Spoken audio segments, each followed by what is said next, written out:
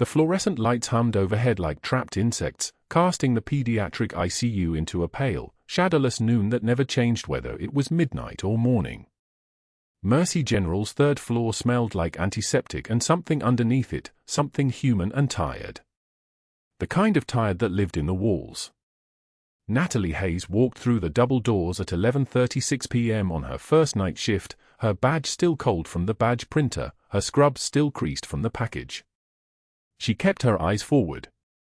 She'd learned 23 years ago that invisibility was a skill like any other, and it could be refined. Practiced. Weaponized if necessary. Nobody looked at the new night shift nurse twice.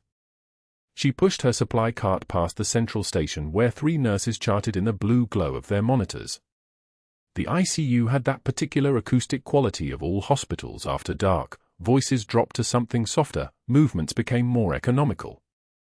A ventilator wheezed its mechanical rhythm from room 6. A heart monitor beeped its slow, hypnotic pulse from room 3. The sound stacked on top of each other like layers of sediment, and underneath them all, the deeper rhythm of the hospital itself, the sound of a machine that never truly slept. In her locker, a narrow metal cabinet that smelled like rust and old bleach, she placed her personal items in precise order. A change of clothes folded into a uniform rectangle. Her phone, screen down on the top shelf. And at the bottom, partially hidden beneath a rolled towel, her combat boots. Not the new ones. The ones with the scuff marks that wouldn't come out, the right sole wearing thin at the heel from 3 tours of walking on sand that got into everything, wore down everything, changed everything. She kept her hand on the boots for a moment longer than necessary. Her son didn't know about the boots. Her son didn't know about any of it. 16 years old, and he thought his mother had always been this woman, a nurse, quiet, steady, unremarkable. Someone who worked nights and left post-it notes on the refrigerator. He knew she had a past, vague as smoke. Military, she'd said once, and he'd asked follow-up questions the way teenagers do, more obligatory than curious, and she'd given him enough to close the conversation. After that, he'd stopped asking. That was the agreement she'd made with herself when she'd walked away. When the panic attacks had become something she couldn't hide anymore, when Tikrit lived in her chest every second of every day, when she couldn't sleep through a car backfire or stand under fluorescent lights without her hand shaking, when she'd realized she was a liability to her team and a stranger to her own son. The Navy understood termination for medical reasons. They processed her discharge papers with the same efficiency they processed everything else. No ceremony. No farewell. Just a woman walking out of the gate and becoming someone else. She'd chosen this hospital because it was big enough to disappear in. Houston was far enough. Nursing required discipline and attention to detail, and she had plenty of both. The skills transferred. Hands that had stopped bleeding on a dusty airfield could start and fall. Eyes that had read terrain could read a monitor. The muscle memory for staying calm while everything fell apart was, it turned out, infinitely useful in a pediatric ICU. Natalie clocked in at 11:59 p.m. and received her patient assignments from the day shift charge nurse, a woman named Rebecca, who handed her a stack of charts without looking up from her coffee. Room 4 is stable, post-appendectomy, probably going home tomorrow, Rebecca said, voice flat with the exhaustion of 12 hours. Room 8 is a 4-year-old with severe pneumonia, on high-flow O2, vitals have been good. Room 9 is post-op cardiac, needs close monitoring of his intake. And room 12? Rebecca's voice shifted. Something changed in her face, a tightness around the eyes, a pulling down at the corners of her mouth. The look people got when they were talking about a case that had landed in the hospital with more gravity than normal cases carried. More weight behind it. Room 12 is the Webb boy. 7 years old. MVA 2 weeks ago. Wasn't supposed to make it, but he did. He's medically stable but... Rebecca paused, her eyes finally lifting to meet Natalie's. He hasn't spoken since the accident. Not a word. Not with his parents, not with us, not even when it hurts. Neurologically intact, no injury to Broca's area, no physical reason for the silence. But he's not talking. Natalie took the chart from Rebecca's hands. Her fingers were steady.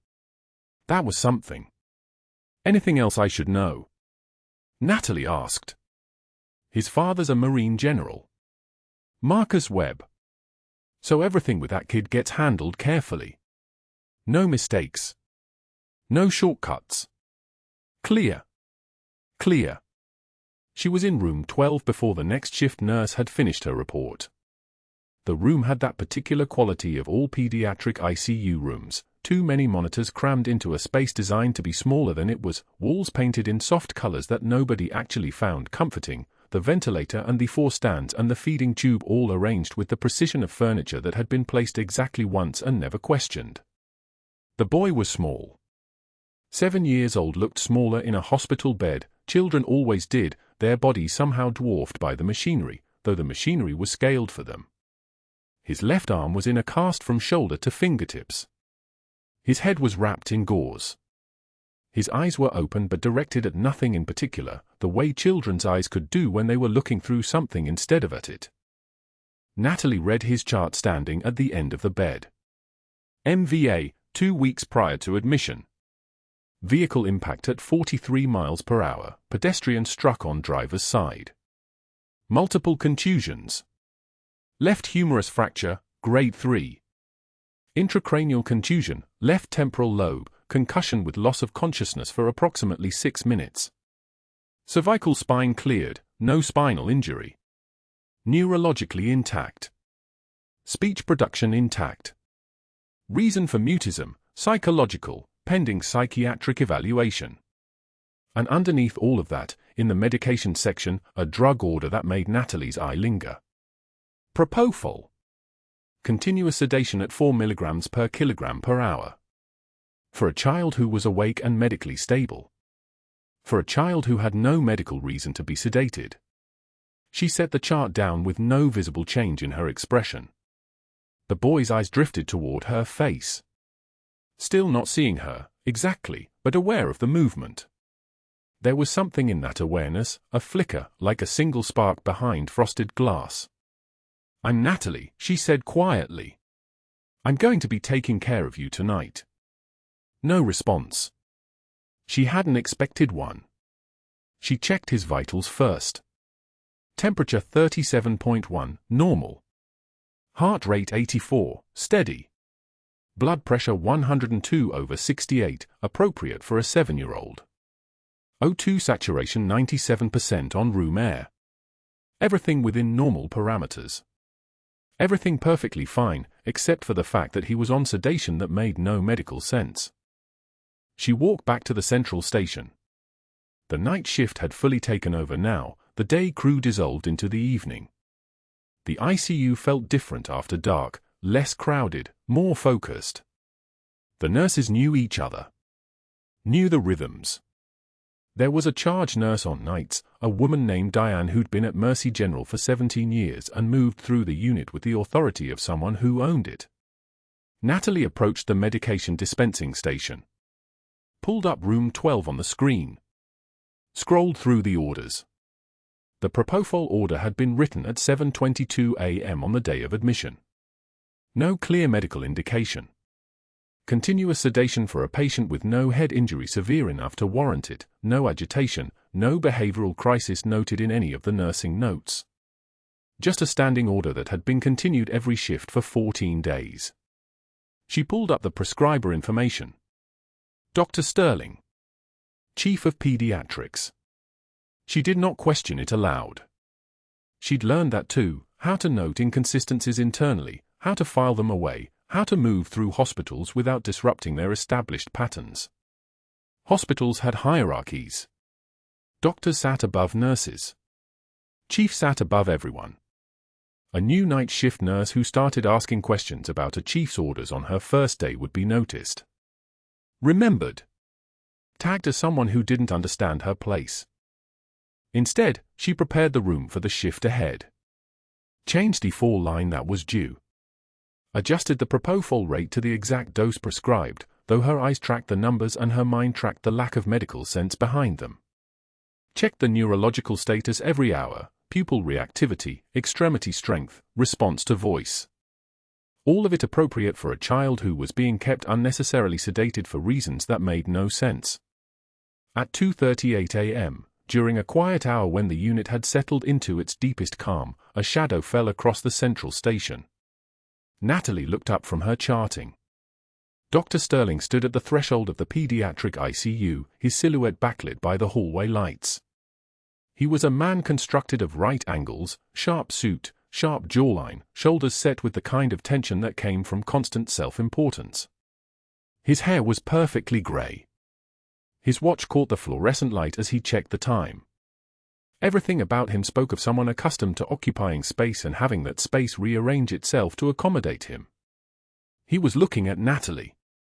Specifically, he was looking at her with the expression men sometimes adopted when they encountered a new variable they hadn't yet categorized. Suspicion, maybe. Or just the basic awareness of something in his environment that required assessment. "You're the new night nurse," he said. Not a question. "Yes, doctor." Natalie Hayes. "First night." He stepped closer to the central station, his shoes making soft sounds against the tile, purposeful sounds, the kind of sounds men made when they wanted to be heard approaching. He pulled up room 12 on the monitor in front of her. His eyes scanned the vitals with the kind of speed that suggested he wasn't really reading them, just confirming their existence. "The Webb boy's doing well," he said. "No changes. Keep the sedation at current levels. He needs rest more than anything else." "Of course, doctor." He turned to leave. Then, as if the thought had occurred to him as an afterthought, though there was nothing afterthought about it, nothing unconsidered, he paused. "Has anyone discussed the medication protocol with you?"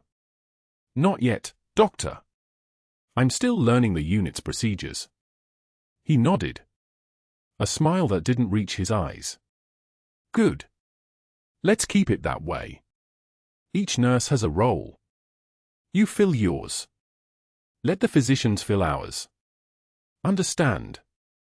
"I understand." He left without another word, and the ICU noise closed around him with the monitors, the ventilators, the distant sound of another hospital being born in the building around them. Natalie returned her attention to the monitor. Checked room 12 on the camera feed. The boy was still awake, still sedated, still looking at nothing. She'd seen a lot of things in Tikrit that didn't make sense. You learn to work within structures that operated on logic you weren't meant to understand. You learn to keep your head down. You learned that asking questions sometimes cost more than you had to pay. But she'd also learned that silence, sometimes, was its own kind of courage. And that paying attention, real attention, the kind that lived in details no one else was looking at, had, on more than one occasion, kept her team alive. She opened room 12's chart. Pulled up the last 14 days of medication administration records. Propofol, continuous. For milligrams per kilogram per hour. Every shift, the same order. Every shift, the same dose. No indication. No justification. Just a standing order from a man who'd just made it clear that the question of why should never be asked aloud. She made a note in her personal phone, a habit from years ago, writing in shorthand that meant nothing to anyone but her. Just numbers and dates. Just documentation of facts, nothing more. The night stretched out ahead of her, and in room 12, a 7-year-old boy with no medical reason to be sedated slept on, his silence deeper than sleep, his waking thoughts locked behind a door that no one was apparently meant to open. The staff lounge at Mercy General smelled like burnt coffee and the kind of fluorescent despair that accumulates around 3 a.m. Dr. Sterling stood by the vending machine, his white coat unbuttoned, designer watch catching the light as he raised his voice deliberately. 3 nurses turned from the bulletin board. A resident looked up from his phone. "I've seen a lot of new hires," Sterling announced, loud enough to carry.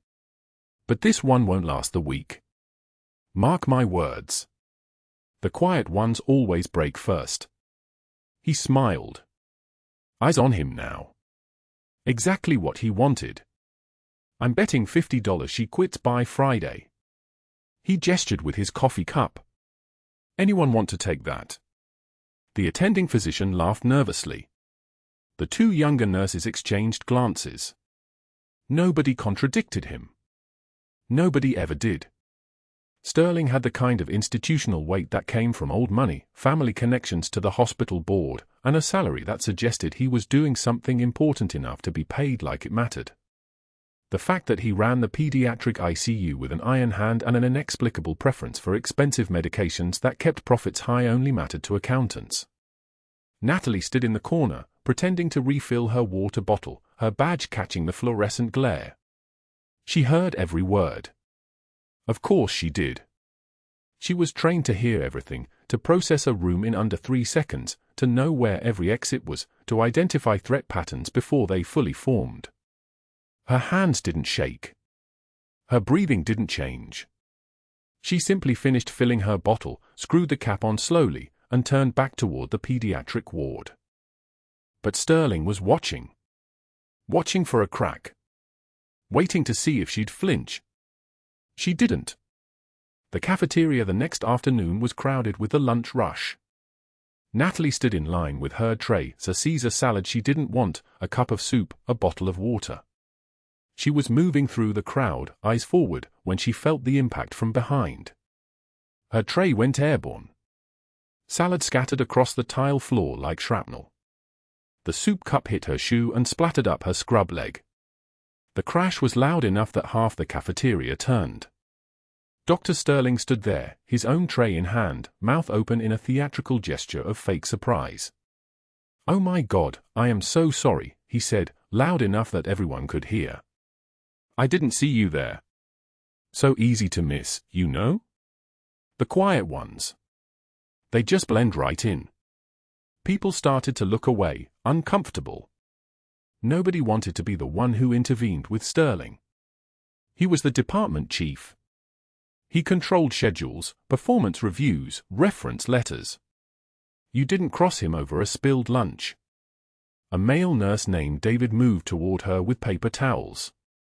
"Here, let me." "It's fine," Natalie said quietly. Her voice was level. "Still water." She knelt down and began gathering the salad pieces, each movement precise, methodical. A piece of lettuce stuck to her skin. She scraped it away without hurrying, without anger, without visible emotion. Sterling watched. His smile widened when she didn't react. Disappointment flickered across his face, just for a moment. He'd expected something. A sharp word. An emotional response. Proof that he was winning. What he got instead was her quiet competence as she cleaned up the mess he'd made. The following evening, Natalie was leaving the pediatric ward with a patient chart in her hand when Dr. Sterling appeared in the hallway, blocking her path. His collar was loosened. His eyes had that particular gleam they got after he'd been reviewing billing codes and cost-per-patient metrics. "Room 7's lab results," he said, his voice smooth. "File them. Now." She nodded. She took the next step. He threw the chart at her feet. Not hard enough to cause injury. Just hard enough to humiliate. The pages scattered across the tile. "Pick that up, sweetheart." His smirk was the kind that belonged to someone who'd never learned that some things cost more than money to earn back. "And make sure those results get processed. Maybe you'll finally understand what a real nurse looks like when she doesn't have time to dawdle." She stood there for exactly 3 seconds. Her breathing didn't change. Her hands didn't shake. She lowered herself down, collected each page carefully, aligned them in order, and stood with the reassembled chart in her hands. When she looked up at him, her eyes were clear. One tear had escaped. She acknowledged it with a single wipe of her thumb, her gaze never leaving his face. "I've been called worse by better men," she said. Her voice came out like something tempered in a forge. Quiet. Absolute. A statement of fact from someone who had stood in places where words were the only weapons left. Sterling's face darkened. He'd expected her to crumble. To cry properly. To validate his power by reacting to it. Instead, she'd absorbed the blow and issued a response that suggested her entire universe extended far beyond the walls of his department. He turned and walked away without another word. But that wasn't the worst part. That was just the beginning of how badly he'd miscalculated. Because Natalie Hayes wasn't just another nurse with student debt and a need for health insurance. She was someone who'd learned to survive on 12 calories a day in a safe house outside Tikrit, who'd held a tourniquet on a fellow SEAL's leg while helicopters screamed overhead, who'd seen things that made the small cruelties of a doctor with an inflated sense of power look like the temper tantrums of a child. His $50 bet wasn't a game. It was a threat. And now she understood exactly what she was dealing with. Not a monster. Just a man who'd never learned that some people don't break. 2 nights later, at 2:38 a.m., everything changed. A paramedic radio call came through overhead, urgent and clipped. Multiple gunshot wounds en route. ETA for minutes. Not soldiers. Not a coordinated response. Just Houston Metro PD dealing with a gang situation in the 3rd Ward that had escalated into the kind of violence that filled trauma bays in under 6 minutes. But the pediatric ICU didn't usually receive trauma cases. The pediatric ICU received children with infections, tumors, post-surgical complications. Natalie was the only RN on the floor that night besides an exhausted resident named Patterson who'd been awake for 32 hours. The attending was Dr. Sterling, sleeping in his private on-call room 2 floors above them. "We need to move room 12, Patterson said, appearing at the nursing station. His voice was thin, stretched. "Making space for overflow if they push PED's cases down here." Natalie was already moving. She'd worked through the logistics in the seconds it took him to ask. Room 12 held the mute boy, the child who shouldn't have been so heavily sedated, who should have been weaning off medication, who was breathing on his own with no medical indication for the level of chemical suppression he was receiving. The boy whose identity she'd pieced together from a file she shouldn't have seen, whose commanding officer was a 2-star Marine general, whose presence in this hospital made no sense unless someone was very deliberately trying to keep him quiet. She reached the room just as the first ambulance siren wailed into the loading bay downstairs. The boy was restless, his vital signs elevated, heart rate 118, oxygen saturation dropping toward 92. The 4-drip that kept him sedated was running at a rate that seemed excessive, even for someone supposedly recovering from an undisclosed accident. She checked the medication label. Propofol. Excessive amounts. The kind of dosing that suggested someone wanted him unconscious, not comfortable. "We're moving him to room 4, she said to Patterson. "South End. Further from the main bay." Her hands moved as she spoke, disconnecting the monitor, checking the 4, preparing the transport. Each movement was economical. Precise. The kind of muscle memory that didn't come from a nursing school textbook.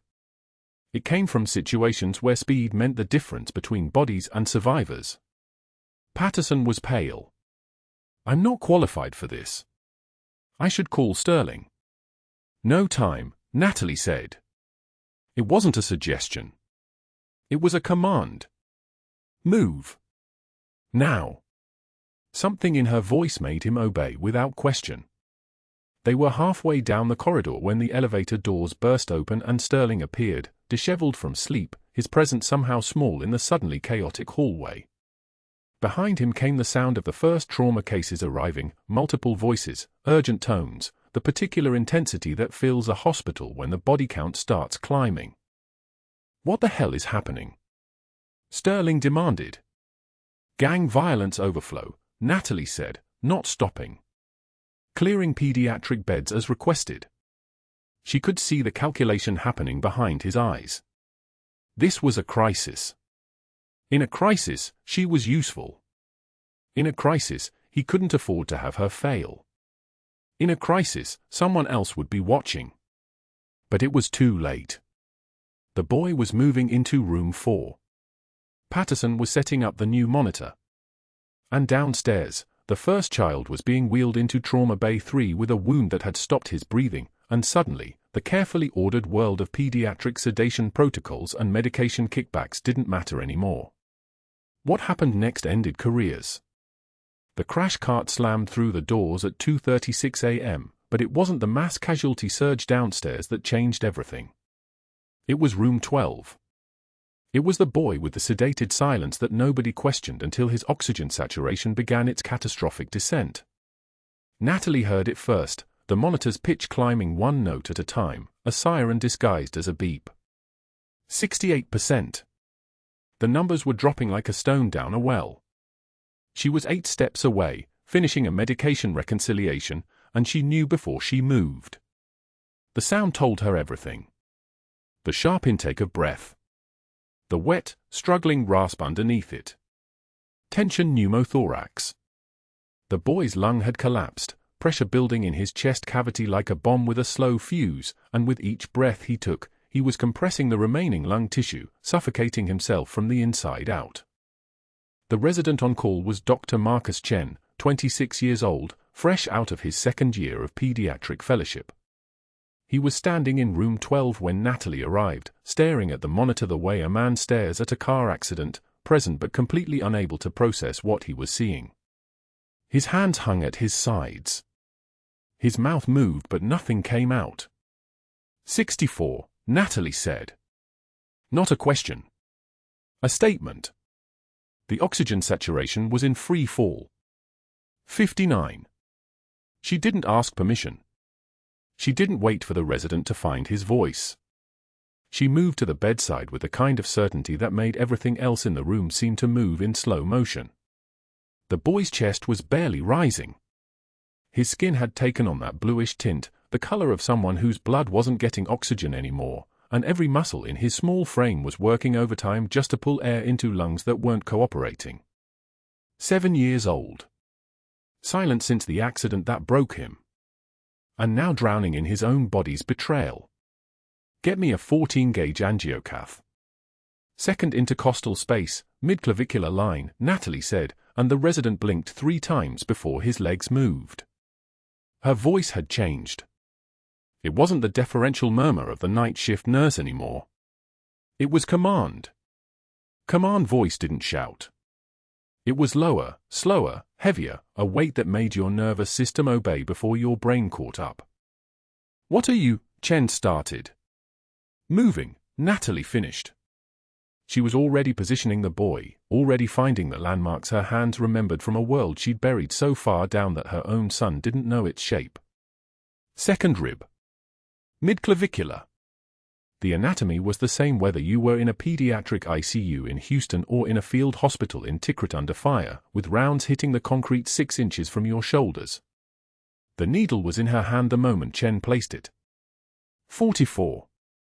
The saturation was collapsing. The resident watched her hands find the intercostal space between the ribs with the precision of a surgeon, and that's when something in his expression shifted from panic to confusion. This wasn't how night shift nurses moved. They were supposed to wait. Defer. Call someone with a title and letters after their name. She pressed forward. The needle pierced the chest wall with the smallest resistance, tissue, membrane, and then the sudden hiss of pressurized air escaping. The sound was sharp and clear, like someone letting air out of a balloon, and it was the most beautiful thing Natalie had heard in 8 years. 51. The monitor kept its terrible countdown running. Get the chest tube set up, Natalie said, and this time Chen moved without hesitation. She could feel his eyes on her hands as they worked, steady, efficient, moving with the kind of muscle memory that doesn't come from nursing school. It comes from having performed emergency procedures while your heart rate stayed under 80 because the alternative was panic, and panic was a luxury you couldn't afford when people depended on you staying calm. 56. The oxygen saturation was stabilizing. The hiss of air had equalized the pressure. The boy's lungs could expand again. 62. The monitor climbed. 68. 75. The resident's hand shook slightly as he prepared the chest tube, and Natalie could feel the question hanging in the air between them. Who are you? But there was no time for answers. Not yet. The boy was still critical. Still drowning in slow motion. Still a child with a compressed lung and a body that was beginning to remember how to breathe. Natalie's hands moved through the procedure like water finding its path. The local anesthetic. The small incision. The curved clamp spreading the ribs. The chest tube sliding into place with the kind of decisive certainty that came from having done this when the tent was shaking from explosions, when blood was running into your boots, when 3 seconds of hesitation meant someone didn't go home. 82. 88. 92. Stable. The boy's oxygen saturation climbed and held. His tiny chest began to move with the rhythm of actual breathing instead of desperate gasping. Color started returning to his lips, that terrible blue fading back toward pink, and the monitor's scream became a steady pulse, 1 beep at a time, 1 breath at a time, 1 second of life earned back. Natalie stepped back from the bedside. Her hands were steady. Her breathing was steady. The resident, however, looked like someone who'd just watched the laws of physics rearrange themselves. "That's," Chen started, then stopped. His eyes moved from her hands to her face, searching for something that didn't match what he was seeing. "How did you, or where did you?" "Page cardiothoracic," Natalie said, her voice already returning to something closer to normal, though it would never be quite as soft as it had been before tonight. "The tube is temporary. He needs imaging. And call his father. He needs to know his son just woke up." She turned to move past Chen, and that's when his hand caught her wrist. Not roughly. Just a question mark, a physical version of what his mouth couldn't quite say. And in that moment, his eyes landed on what the night shift had hidden all week, the small scar tissue on her forearm, old and white and shaped like shrapnel had left it 17 years ago in a marketplace in Tikrit. He let her go without asking. The boy's father was a Marine general. That fact had been in the admission paperwork. That fact had meant nothing to Dr. Sterling, who saw only a sedated child and expensive medication protocols that generated revenue. But that fact meant something different now, something that would, in exactly 6 hours, set in motion a chain of events that would erase a man's career in the time it took for news cameras to roll into the parking lot. But first, there was the matter of Dr. Sterling's phone call to the director of nursing, his voice smooth as oil through the receiver, activating the network he'd spent months building. A word here about medication handling procedures. A comment there about concerning incidents on the night shift. By sunrise, Natalie would be in a meeting with 3 people who'd never met her, all of them reading from a script that had been written before the boy's oxygen saturation started climbing. What happened next wasn't over yet. By 6:24 a.m., the monitors in room 12 held steady. Sinus rhythm. Blood pressure climbing. Oxygen saturation at 94% and holding. The needle had worked. The boy's chest rose and fell on his own, no longer fighting for air. The pneumothorax collapsed and contained. Natalie had already moved to the next patient, already stripped off her gloves, already erased herself from the moment like she'd learned to do in Tikrit, complete the mission, leave no trace, disappear into the machinery of the next breath, the next crisis. The fluorescent lights above her cast everything in that particular shade of hospital white that made time feel non-existent. But Dr. Sterling was awake now. Not sleeping. Not resting. Definitely not celebrating what had just happened in that room. He was on his office phone before the sunrise touched the Houston skyline, his voice low and clipped, the tone of a man making decisions about problems that needed solutions. "I need you to call the licensing board. Today." Pause. "No, I'm not being paranoid. We have a night shift nurse who made an unauthorized procedure call. Tension pneumothorax decompression. Without attending physician sign-off. Without protocol. This is exactly the kind of reckless judgment that leads to liability." Another pause, longer this time. He could hear the hesitation on the other end. They both knew the boy was alive because of what she'd done, that the procedure was textbook emergency medicine, that any competent physician would have ordered the exact same intervention. Sterling didn't care about competence. He cared about erasure. "I don't care if she saved the kid," he said, voice dropping further. "Call the board. Then call HR and tell them I want a full investigation into this employee's history. Medical records. References. Everything." He was already opening files on his desktop, already pulling the sparse employment documentation Natalie had submitted when she'd been hired 6 weeks ago. She's got almost no references. No prior work history we can verify. That alone is a red flag. Something doesn't add up with this woman, and I want to know what it is before she causes real damage. Natalie was in the break room refilling her coffee when the first investigator arrived. She didn't see him come through the pediatric ICU doors, didn't notice the man in the charcoal suit carrying a leather portfolio, didn't register that something had shifted in the hospital's atmosphere until the nursing supervisor pulled her aside at 7:22 a.m. "We need to talk," Supervisor Chen said quietly, her eyes avoiding direct contact. "In Sterling's office. Now." The office was cold. Deliberately cold, the kind of temperature Sterling maintained year-round because it helped him think, or so he'd once mentioned in front of staff. The investigator sat in the corner, writing something in the portfolio. Sterling sat behind his desk, and Natalie remained standing because she hadn't been offered a chair. Nobody offered chairs in meetings like this. "Miss Hayes," Sterling began, using her last name like a weapon, drawing it out slow. "We've received some concerns about your conduct during the incident in room 12 this morning." "The patient is stable," Natalie said. "That's not in question.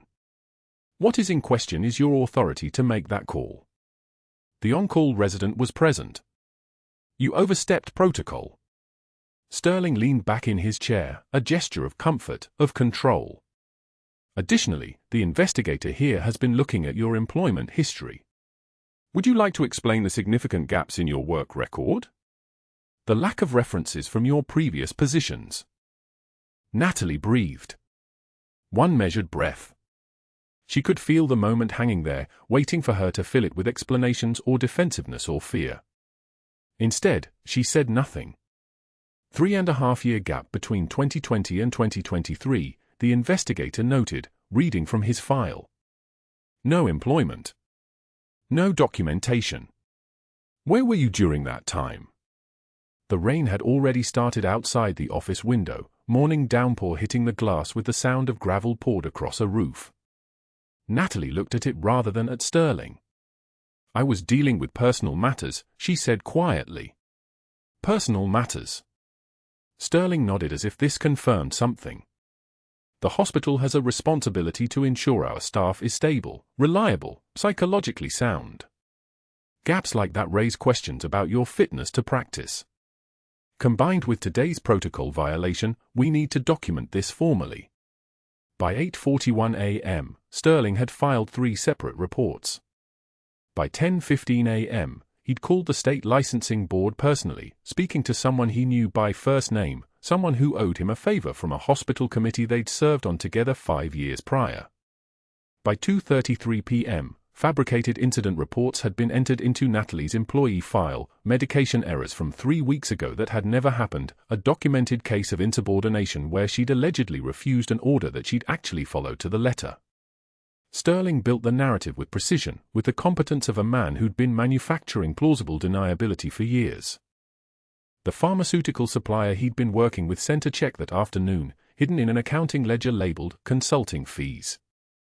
$7,000. Sterling's cut of the inflated medication orders he'd been writing for 3 years.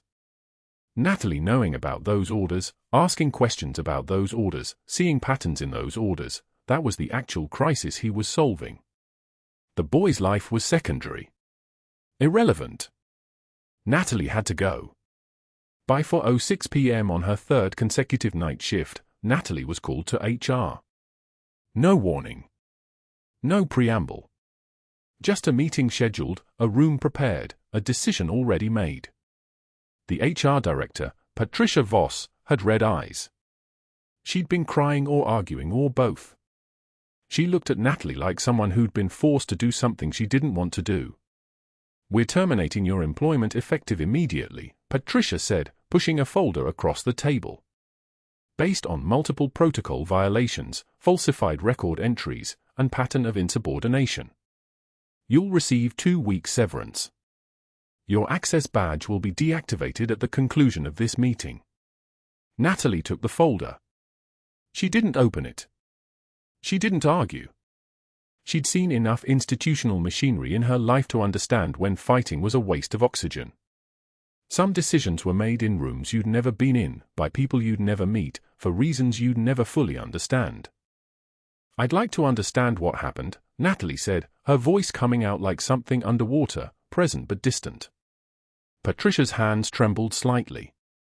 Sterling documented a pattern. "The board reviewed it. They felt we couldn't maintain confidence in your judgment. I'm sorry. I know what you did in room 12. I know it was right." But she stopped. Her eyes filled again. "I'm sorry." Natalie set down the termination folder. She stood. She walked out of Patricia's office without speaking again, walked back to the pediatric ICU break room, opened her locker, and began removing her possessions. The cracked mug she'd bought at a base exchange in 2019. The dying succulent a patient had given her during her first week, its leaves brown and brittle but still alive, still trying.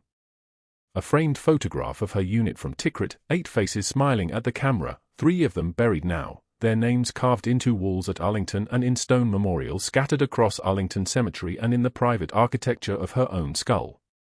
She placed everything into a cardboard box. She removed her ID badge and set it on the counter. She didn't say goodbye to anyone. There was no one to say goodbye to who wouldn't already know by the time she reached the parking garage. The rain was heavier now, coming down in waves, the kind of rain that soaked through fabric before you even realized you were standing in it.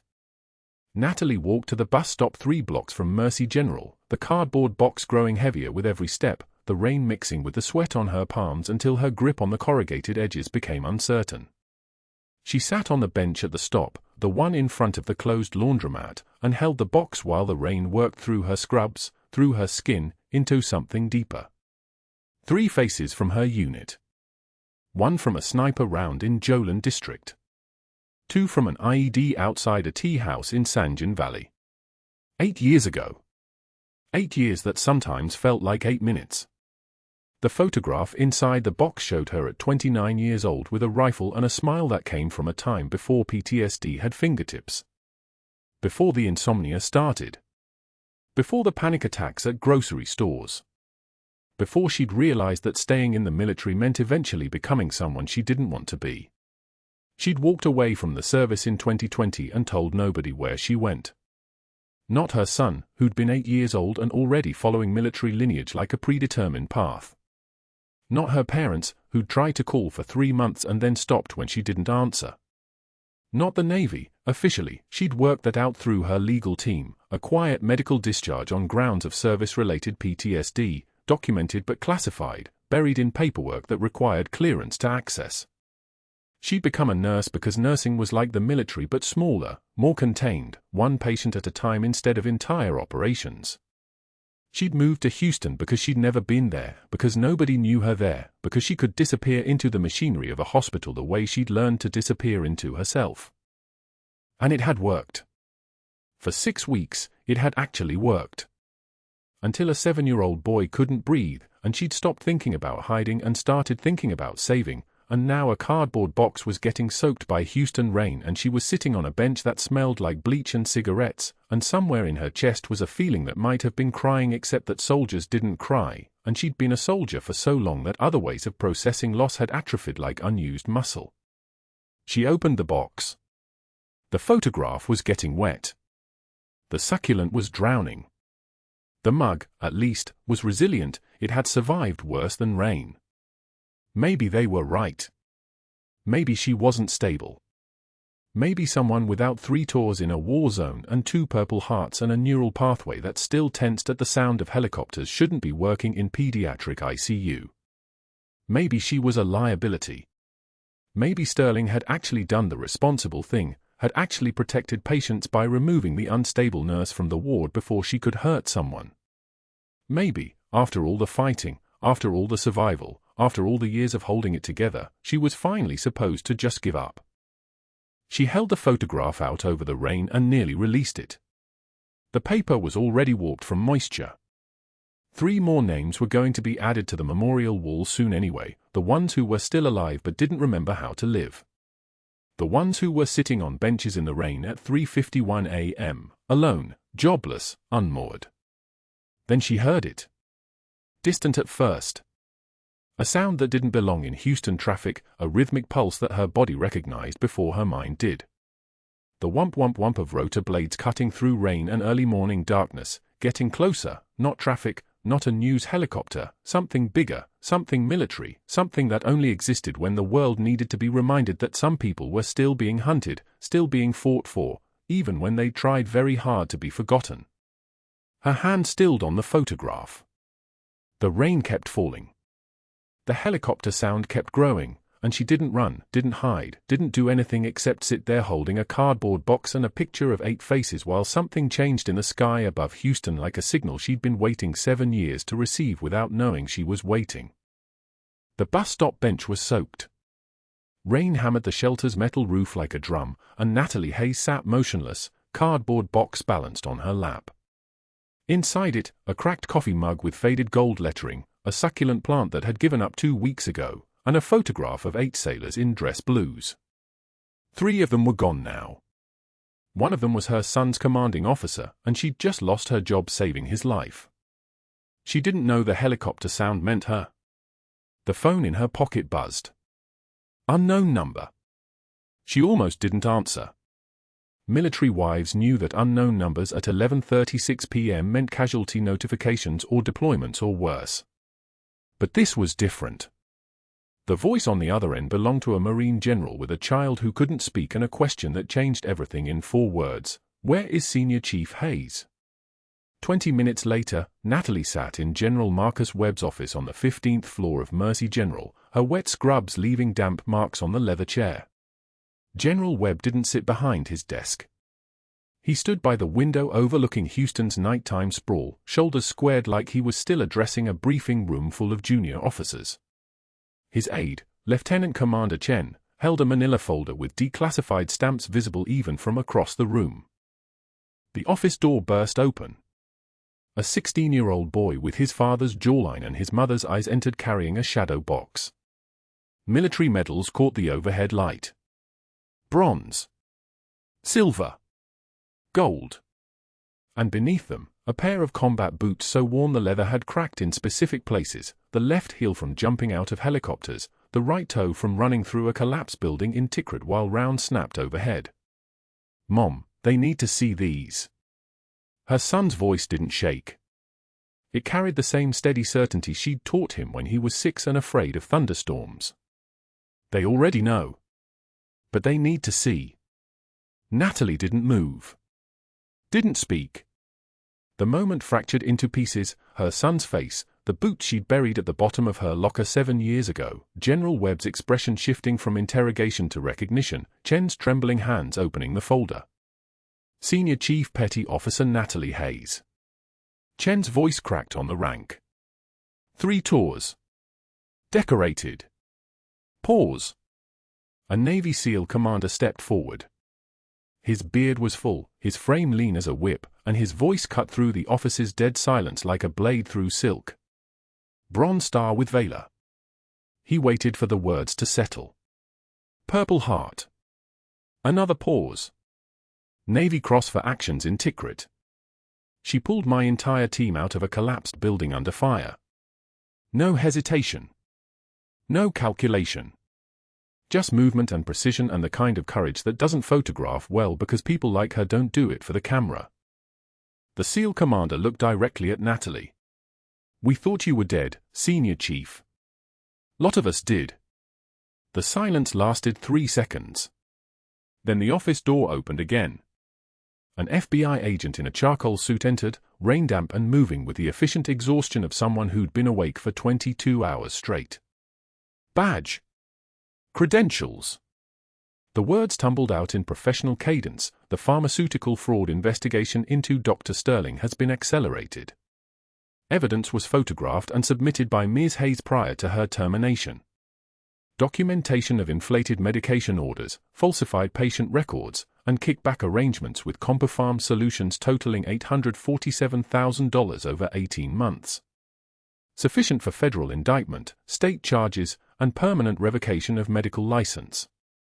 Natalie felt her son's hand find her shoulder. She didn't cry. Didn't tremble. The restraint was so tight it felt like holding a breath underwater. By dawn, Dr. Sterling was being escorted out of Mercy General's main entrance in handcuffs. A two-star general stood in front of news cameras and the entire day shift staff. Nurses who'd watched Sterling humiliate them for years. Residents who'd learned medicine under his contempt. Orderlies who'd moved out of his path in hallways like he was a force of nature instead of a man with a badge and a network and the kind of arrogance that only works until it doesn't. Dr. Richard Sterling, you are terminated, effective immediately, pending criminal charges at both state and federal level. You're being remanded to federal custody. You have the right to remain silent. The cameras flashed. Sterling's face drained the color of hospital walls. His jaw worked but no sound came. The restraint wasn't Natalie's anymore. It was his. He was drowning in it while a two-star general handcuffed him and walked him past every nurse he'd ever dismissed, and their silence was louder than anything. 6 months passed.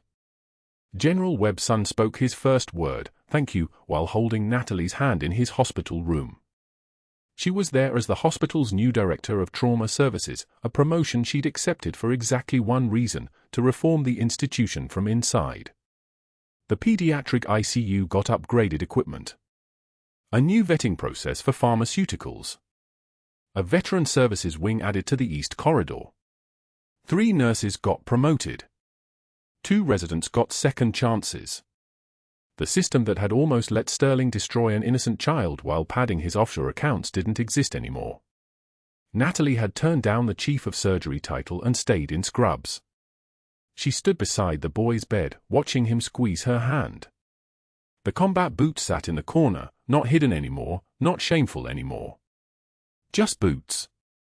Just proof that someone had walked a hard road and chosen to keep walking it somewhere quiet, somewhere useful, somewhere that mattered. Her son found her in the hospital corridor that evening. They didn't hug. Military families showed affection differently. But he looked at her with something close to understanding, and that was enough. The news reported that Dr. Sterling was teaching CPR certification courses at Community Education Incorporated in Tucson. The name tag read Steve. His salary was $22,000 annually. He flinched when anyone called him doctor. The irony was so precise it almost looked intentional. But that wasn't the point. The point was that Natalie Hayes had walked into Mercy General 7 years ago because the weight of Tikrit had become unbearable, and she'd needed a place to be invisible. She'd found a child who couldn't speak and decided that his voice mattered more than her silence. The trembling wasn't fear. It was restraint. The kind that builds character. The kind that holds systems accountable when no one's watching. She checked vitals on her next patient, a 7-year-old girl with pneumonia. Oxygen sat at 98%. Heart rate steady. The mother stood in the corner, terror written across her face because children getting sick means the world stops rotating correctly. Natalie placed a hand on the woman's shoulder and said 5 words, "She's going to be fine." The mother asked how she could be sure. "Because I've held worse together," Natalie said. "And I'm not done yet." The camera crew had offered her a podcast deal. 3 networks wanted her story. A book publisher had called twice. She'd turned them all down. Heroes don't need amplification. They need to show up.